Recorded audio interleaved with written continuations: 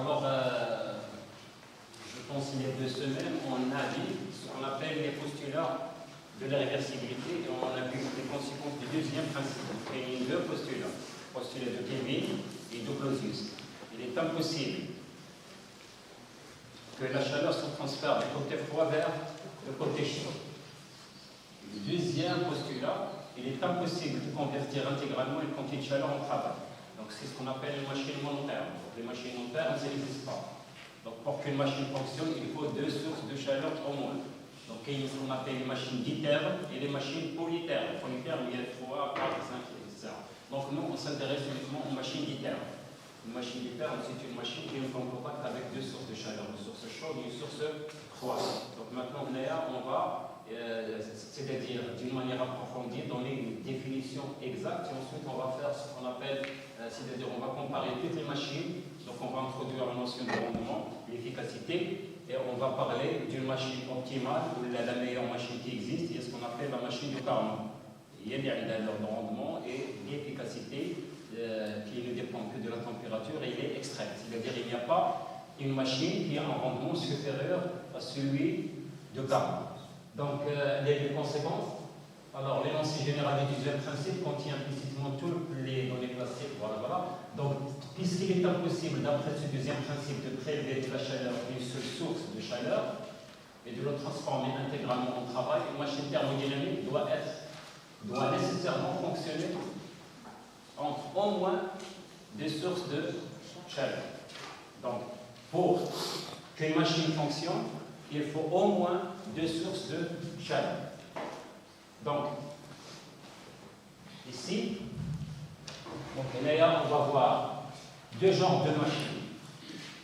Les machines motrices et réceptrices. Les machines motrices, c'est la conversion de la quantité de chaleur en travail. Et la machine réceptrice, c'est le transfert du travail qui va donner une quantité de chaleur. Alors, la transformation de la chaleur, quantité de chaleur vers le travail. Donc, il y a 2 quantités de chaleur. Il y a une source chaude et une source froide. À partir d'une source chaude, il n'est donc pas possible qu'à la condition de rejeter une partie de la chaleur à une source froide. Donc, c'est un cycle ditherme. C'est 2 sources de chaleur. Cette chaleur rejetée est donc perdue et va influer sur les performances de la machine thermique, d'où la notion du rendement thermique. Donc, dès qu'on parle d'un rendement, on va voir qu'il s'agit d'un moteur. Et dans un examen, si je vous dis calculer le rendement de cette machine, vous devriez savoir qu'il s'agit d'un moteur. Ça veut dire que le cycle est dans le sens de l'aiguille du monde, ça veut dire que le travail total doit être négatif, quand il y a une chaleur totale positive, l'énergie interne totale égale à 0, l'entropie totale égale à 0. Chez Coulomb, c'est une feuille de route. À partir de ce schéma, à 2 sources, une source chaude ou froide, on va définir 2 types de machines thermiques. Les machines thermodynamiques, TD. Il ne faut pas le comprendre avec travaux dirigés. TD, ça veut dire thermodynamique. Et les machines, l'inverse, j'inverse, DT, dynamo-thermique. Alors, on va voir qu'une machine TD, c'est un moteur, c'est une machine qui va recevoir de la quantité de chaleur de la source chaude, qui va donner une quantité de chaleur à la source froide et qui va fournir un travail au milieu extérieur. Et on va voir une machine dynamothermique, l'inverse. C'est une machine qui va recevoir une quantité de chaleur de la source froide, qui va donner une quantité de chaleur à la source chaude et qui va fournir et qui va recevoir un travail du milieu extérieur. Donc ça, c'est ce qu'on va faire maintenant. Donc, ça, c'est les machines. Donc, ça, donc je le visualise, mais il faut se concentrer sur ce que je vais écrire ici. Bon, ça, c'est la machine thermique. Voilà, ça, c'est la machine. Donc, c'est une machine thermique. Donc, c'est un moteur. Donc, il est en contact avec 2 sources de chaleur. La source chaude et la source froide. Et ici, il y a le milieu extérieur. Donc, ici, il suffit de mettre 3 flèches. Alors, si je vous demande dans un examen quelle est la définition d'un moteur, vous me dites. Donc, si je fais ici, ça c'est la température chaude, ça c'est la température froide et ça c'est le milieu extérieur. Donc, alors, pas définition. Un moteur est une machine thermodynamique qui va recevoir une quantité de chaleur de la source chaude qui va fournir du contenu de chaleur à la source froide et qui va fournir un travail au milieu extérieur. Quels sont les signes? Les signes. Donc, lorsque je dis une machine, c'est le cycle que je vais vous donner dans l'examen. Donc, chaque machine, elle est décrite par un cycle. Donc, s'il s'agit d'un moteur, donc ça veut dire que le sens est dans le sens du début du montre. Si je vous dis tracer un schéma explicatif, vous me faites ce schéma exactement et vous me dites, alors, le QC il est négatif, le QF est positif et le travail il est négatif. Ça, c'est un moteur. Et comme c'est une machine thermique, donc il va vérifier le premier et le deuxième principe. Alors, le premier principe, il dit quoi? Il dit que la chaleur, que le travail, il y a l'énergie interne doit être égale à 0. Et l'énergie ici, c'est le travail plus la quantité de chaleur. Plus QC plus QF égale à 0. Ici, on va travailler en valeur algébrique. Deuxièmement, il faut que l'entropie totale doit être égale à 0. Donc, delta S total égale à delta S de la source chaude plus delta S de la source froide. Alors, ce qui va changer ici, c'est qu'il y a une différence. Lorsque j'étais sur une transformation, l'entropie il y a NCV, logarithme des périodes de la température finale sur la température initiale. Parce qu'il y a une variation de la température. Mais il y a ce qu'on appelle les sources de chaleur. Les sources de chaleur, ce sont des sources qui sont immenses, donc leur température est toujours constante. Lorsqu'on dit Aïe-Jalida, il fait 6 degrés, alors c'est-à-dire dans l'atmosphère, toute la journée va faire 6 degrés. Donc c'est une température, c'est une source de chaleur à l'inthermostat. Lorsque je dis D2S, de la source chaude égale à D de kilo de la source chaude sur la température de la source chaude. Lorsque j'intègre ici, comme delta est chaude, D de kilo chaude égale QC, et comme la température d'une source de chaleur est toujours constante, ça veut dire qu'il y a QC sur TC. Ça veut dire ici, alors le QC sur TC plus QF sur TF égale à 0. Le premier principe, l'énergie interne totale au cours d'un cycle fermé égale à 0. Et le deuxième principe, l'entropie totale égale à 0. Donc là, on va introduire la notion d'un rendement. Donc qu'est-ce que ça veut dire un rendement en arabe? Alors, par définition, un rendement, je gère les choses. Mais maintenant, il s'agit d'un moteur, je sais que le travail total est négatif. Est-ce que vous êtes d'accord? Donc ça veut dire, je dois ici mettre un signe moins. Parce que si vous ne mettez pas le signe moins, vous allez trouver un rendement négatif. Il n'y a pas de machine qui va vous donner un rendement négatif. Donc ça veut dire c'est le travail total sur la quantité de chaleur reçue. Quelle est la quantité de chaleur reçue? C'est la quantité de chaleur chaude. Donc égal. D'après le premier principe de la thermodynamique, nous avons le travail total égal à moins la quantité de chaleur chaude plus la quantité de chaleur froide. Donc le moins avec le moins, ça devient ici plus. Donc ça fait QC plus QR sur la quantité de chaleur chaude, il y a QC.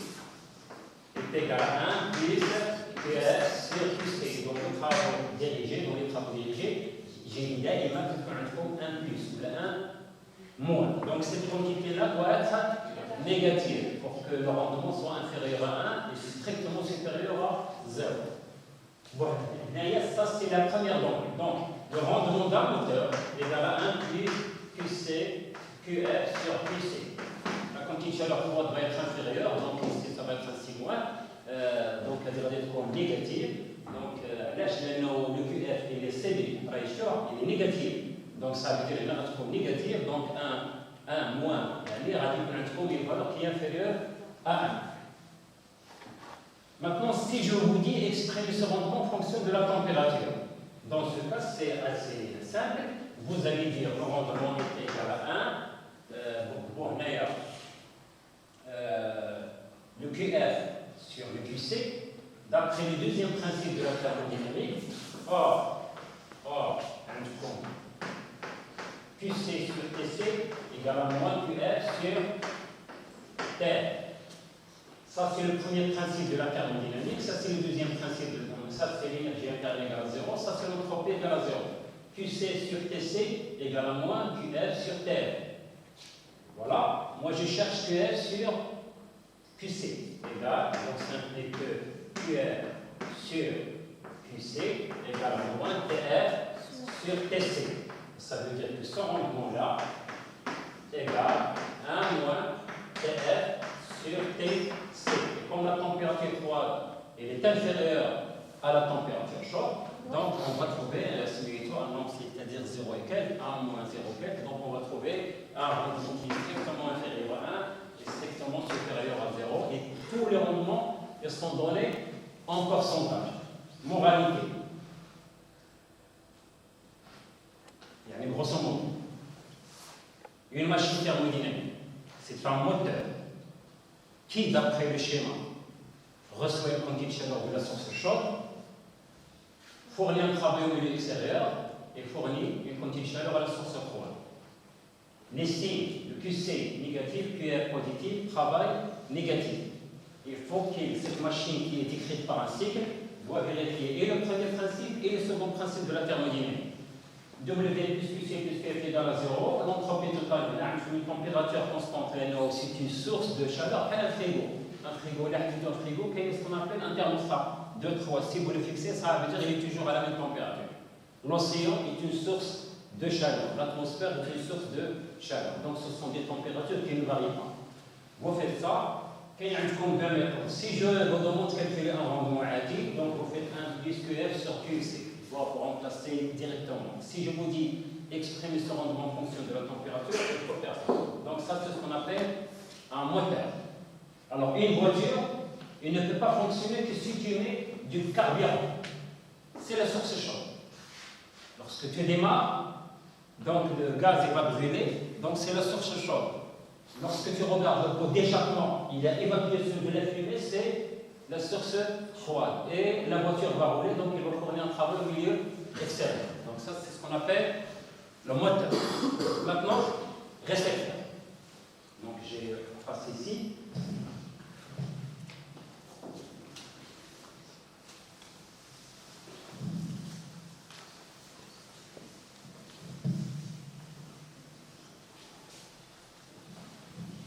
Donc,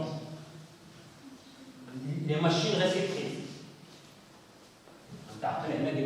C'est une machine télé. Maintenant, j'inverse. Donc, un récepteur. Donc, un récepteur. Alors, ce sont des machines DT. Il y a une dynamo thermique. Dynamo thermique. Quand tu es petit frère, quand tu as une voiture, il y a ce qu'on appelle un petit dynamo qui connecte la roue. Lorsque tu fournis un travail, donc il va vous donner de la lumière. Dynamo thermique, ça veut dire ce sont des récepteurs. Alors, la machine, VHD, et quand je dis machine, voilà, c'est un cycle, comme un cycle frigo. Comme ce qu'on appelle la source chaude, vous avez la source froide et vous avez le milieu extérieur. Je mets les trois flèches. Et là, c'est le contraire. C'est une machine thermique qui va recevoir une quantité de chaleur de la source froide. C'est le contraire. Qui va fournir une quantité de chaleur à la source chaude et qui va recevoir un travail au milieu extérieur. Ça veut dire comme un frigo. Un frigo, c'est une machine réceptrice. Tu la mets dans un coin, il peut rester indéfiniment sans marcher. Pour qu'elle marche, vous faites quoi? Il faut brancher la prise. Donc elle va recevoir un travail sous forme d'énergie électrique. Si tu ouvres le frigo, tu mets ta main, donc il va vous donner du froid. Si tu mets ta main derrière le radiateur, il va dégager une petite chaleur chaude. Donc elle dit, l'axe d'une machine télé. Donc il faut inverser les signes. Donc, la température chaude, vous avez la température froide. Quels sont les signes? Alors les signes, c'est le contraire. Le QC, c'est négatif. Quand il a été ségué. Le QF est positif et le travail est positif. Donc là aussi, je vais appliquer les deux principes de la thermodynamique. Alors le premier principe, l'énergie interne totale, qui est égale au travail plus la quantité de chaleur chaude plus la quantité de chaleur froide doit être égale à 0. Le deuxième principe de la thermodynamique, c'est que l'entropie totale liée à l'entropie de la source chaude plus l'entropie de la source froide égale à 0. Et là, on a toujours qu'il y a QC sur TC plus QR sur TR égale à 0. Ici, on ne va pas parler de ce qu'on appelle un rendement. Le rendement, ça concerne un peu les machines motrices, les moteurs. Et là, on va parler de ce qu'on appelle l'efficacité. Est-ce que c'est une machine efficace? Donc, il y a ce qu'on appelle l'efficacité. E, qui est équilibre E, ρ, M, alors, l'efficacité par définition, elle n'est juge. Elle est ce qu'on appelle le frigo et ce qu'on appelle la pompe à chaleur. C'est la même chose. Donc, si tu mets ta main derrière le frigo, il dégage une chaleur chaude. Si tu mets ta main à l'intérieur, il dégage une chaleur froide. Donc, il y a comme deux efficacités, ça dépend des données du problème. Alors, E frigo ou le E de la pompe. C'est le même principe. Une pompe à chaleur, elle sert à quoi? Elle sert à chauffer. Donc, si tu as froid, tu mets le système de climatisation à lorsque tu augmentes la température, elle va vous donner une chaleur chaude. Si tu diminues, elle va te donner une chaleur froide. Donc, ça veut dire qu'il y a une juge. Alors, l'efficacité, c'est l'inverse du rendement. On vient de voir que le rendement, c'est le travail sur la chaleur. Maintenant, c'est le contraire. C'est la chaleur sur le travail. Voilà qui est. Si le rendement qui est égal au travail sur la chaleur est inférieur à 1, quand j'inverse, il devient supérieur à 1. Ça c'est comme strictement supérieur à 1. Donc, on a le frigo. Regardez bien la quantité de chaleur froide. Est-ce qu'elle est positive ou négative? Positive. Donc, je mets ici F avec un signe plus. Une pompe à chaleur, elle sert à quoi? À chauffer. Donc, ça tient QC. Est-ce qu'elle est négative ou positive? Négative, donc je dois mettre un signe moins. Donc, si je vous donne un problème où il y a un récepteur, ça peut être frigo, ça peut être pompe à chaleur. Si je vous dis soit une pompe à chaleur, calculer l'efficacité, vous devriez savoir ça. L'efficacité, c'est moins QC sur le travail. Et là, le travail est positif. Et là, automatiquement, il est négatif. Avec le signe moins, il va devenir positif. L'efficacité doit être strictement supérieure à 1. Donc, E frigo égale. Comme QF sur. Alors, le travail, c'est moins QC plus QF. Donc, c'est moins QF sur QC plus QF.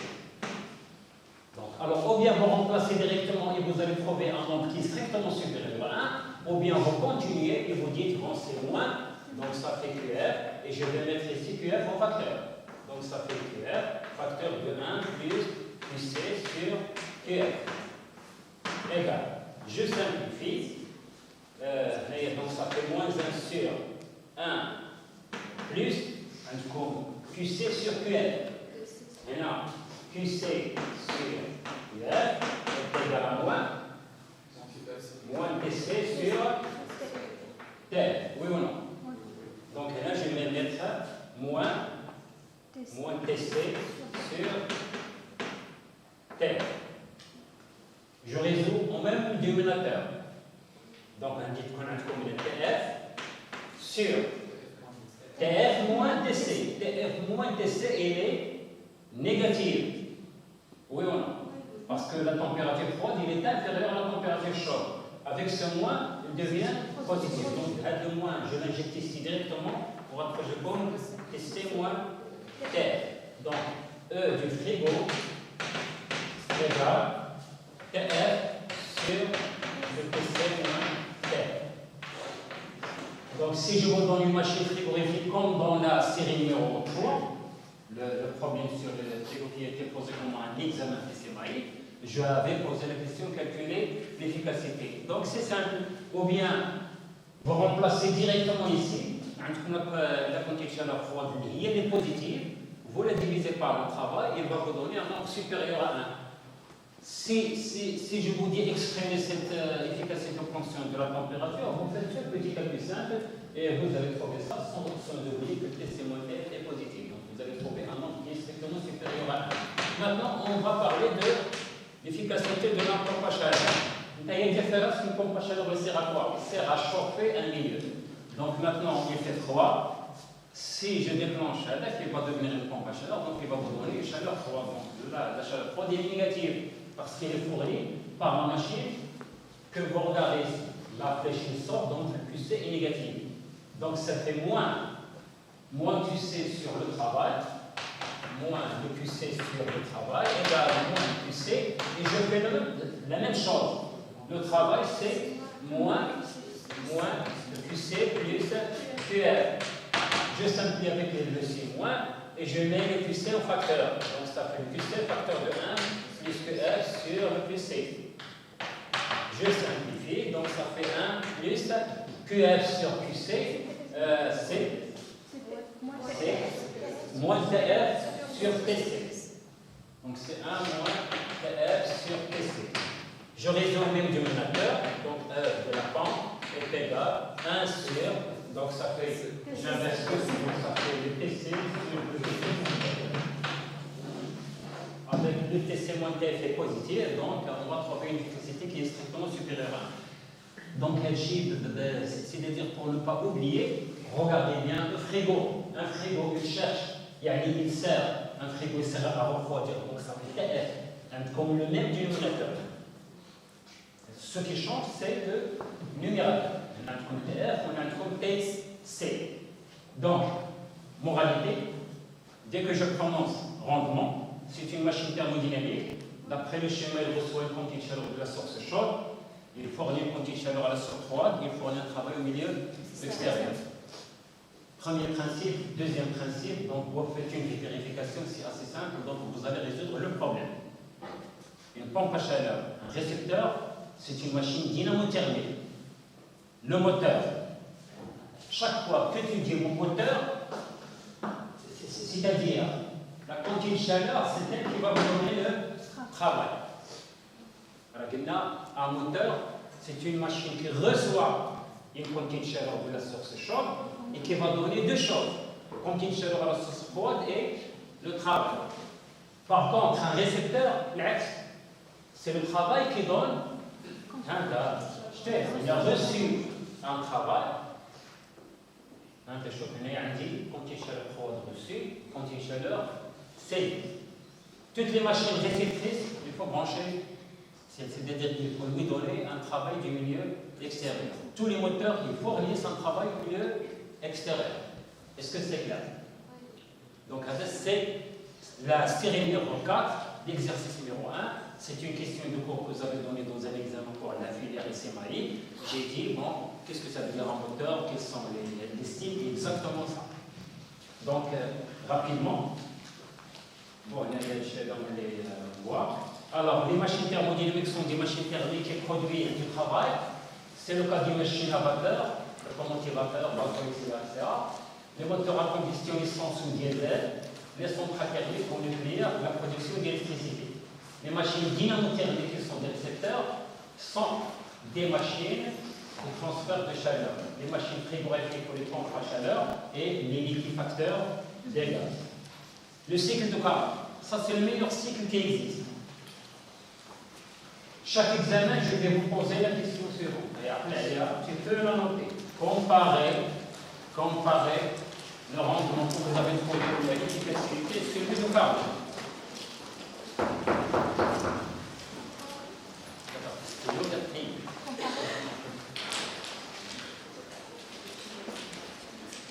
Ça, c'est le cycle de Carnot. Il peut être moteur, il peut être récepteur.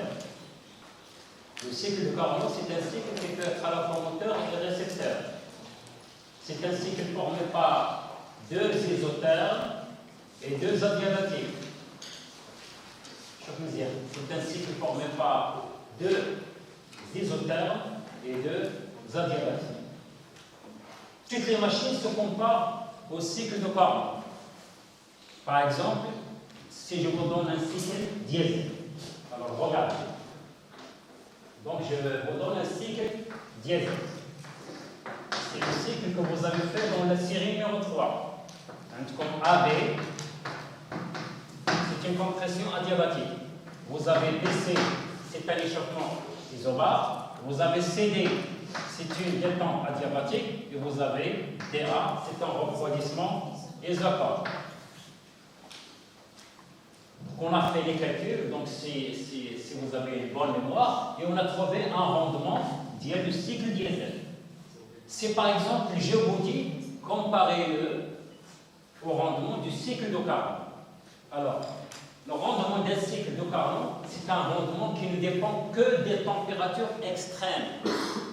Alors, le rendement d'un Carnot est toujours un PC sur Terre. Il ne dépend que des températures extrêmes. Ça veut dire quoi extrême? La plus petite et la plus grande. Alors, comment savoir dans un cycle quelle est la température la plus petite et la plus grande? Regardez bien ici. Lorsqu'on a fait le cycle diesel, c'est la température TA, TB, TC et TD. Donc, c'est la température TA, la température TB, la température TC et la température TD. Bien sûr, vous allez faire toutes les applications numériques. D'après le cycle, je constate que TA, c'est la plus petite température. Oui ou non? Et je constate que TC, c'est la plus grande, et il a toutes les températures radicales jusqu'à là. Donc, quelle est la température chaude ici? Il y a TC. Quelle est la température froide? Il y a TA. Donc, sans se casser la tête, je vais dire que le rendement de Carnot, il y a un TC sur TA. Et je dois trouver obligatoirement que le rendement du cycle diesel il est strictement inférieur au cycle de Carnot. Donc, un cycle de Carnot, c'est un cycle formé par deux adiabatiques et deux isothermes. Bon, vous voyez de l'autre chapeau. Le premier principe, regardez bien. Q1 plus Q2 plus le travail égale à 0, il a fait deux isothermes et deux adiabatiques. Les chaleurs des adiabatiques égale à 0. Il y a les deux isothermes. Il a dit, rendement, c'est valeur absolue de ce travail c'est un moteur, donc elle va être négative, est égal à ça. On démontre que le cycle de Carnot est le cycle qui a le rendement maximum. Aucun autre cycle d'une machine thermodynamique, donc moteur, ne peut avoir un rendement plus grand que celui de Carnot. Parce que malgré ça, il y a malheureusement des étudiants qui font du n'importe quoi et qui trouvent des rendements négatifs, qui trouvent des rendements inférieurs au rendement de Carnot. Je ne lis même pas leur feuille d'examen. Quand je pense calculer le rendement, dès que je trouve un étudiant qui trouve un rendement négatif, je mets sa copie à l'écart. Parce que ça veut dire qu'il n'a pas travaillé et qu'il ne veut rien faire. Tous les rendements sont strictement inférieurs à 1 et supérieurs à 0. Donc ils sont positifs. Parce que la logique, tu ne peux pas acheter une machine qui va te donner un rendement négatif. Toutes les machines se comparent avec un rendement maximum, ou 40. Alors qu'il y a une voiture entre une voiture, une Logan, Nasta, avec tous les respects pour C parmi, il y a une BMW. Vous préférez quoi? Une BMW, parce que quand tu dis rendement, qui fait même le rendement et le rendement. C'est-à-dire quand tu achètes une petite voiture à 6 millions, ce n'est pas une voiture à 20 millions. Parce que la voiture à 20 millions a un meilleur rendement, elle va durer assez longtemps. Voilà, il y a ce qu'on appelle le rendement d'une machine. Lorsque tu dis le travail sur la chaleur, quand est-ce que le rendement est inférieur à 1?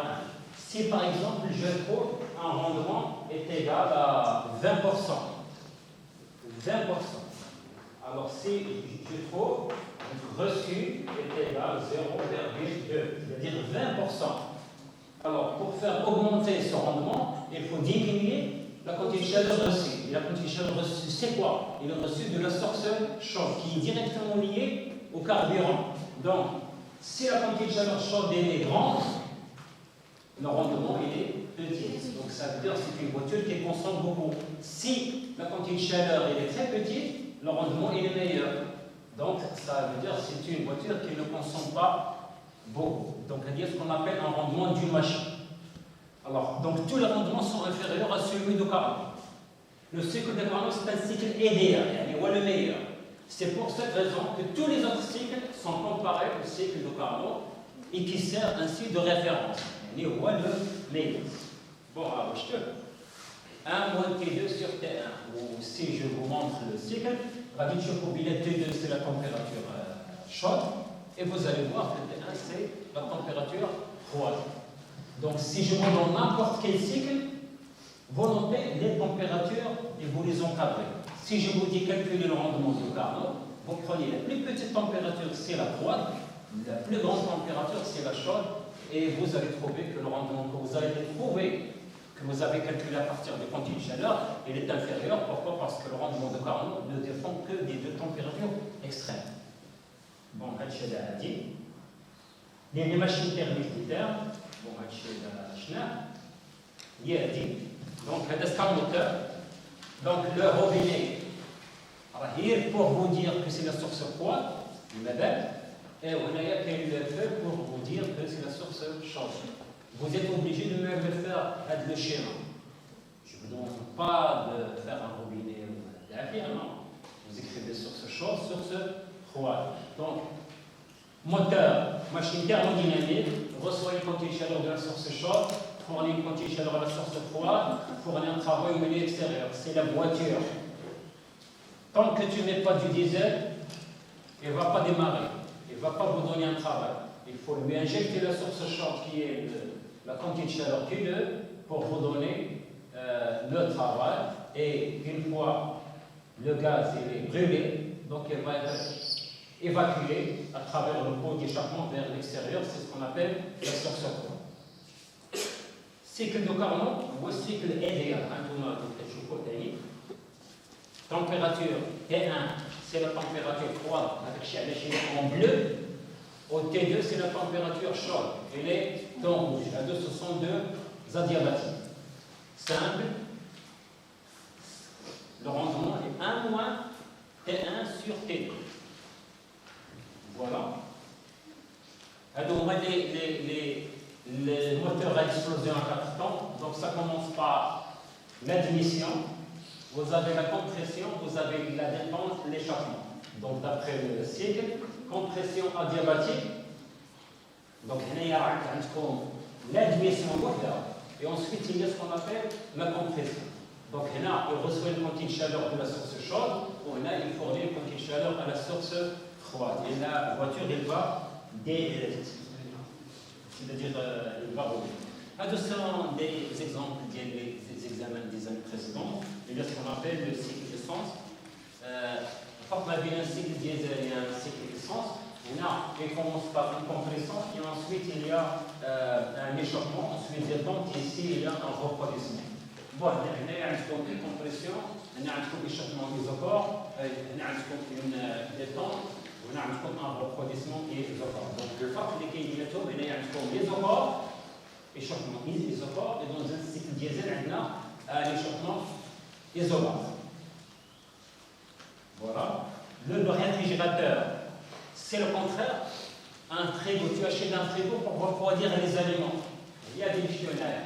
Les aliments, il y a comme l'air ambiant. Où est-ce qu'on place un frigo? On le place dans une cuisine. Ouais, il y a l'air ambiant.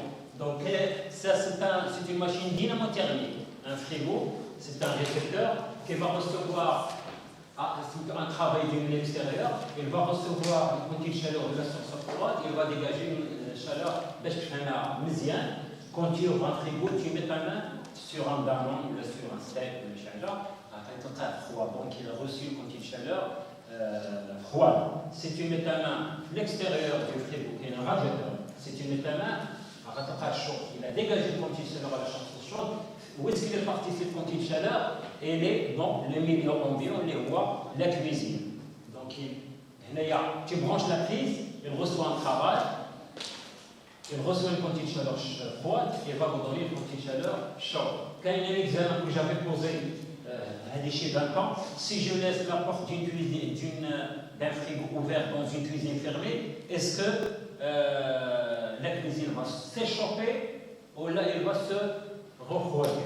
Sachant que si tu mets à l'intérieur du frigo, il va dégager une quantité de chaleur de la source chaude. Donc, on parle d'une efficacité. C'est la valeur absolue de la quantité de chaleur sur le travail. Le Q1 est positif, donc c'est ce qu'on a vu, c'est le frigo. Sur le travail est positif. Si je vous dis pompe à chaleur, alors c'est le Q2, donc c'est moins Q2. Voilà, donc c'est la même chose, il en faut T1 sur T2 moins T1. Voilà à l'échelle commune. Une pompe à chaleur, c'est la même chose, c'est le même schéma. Et voilà, terminé.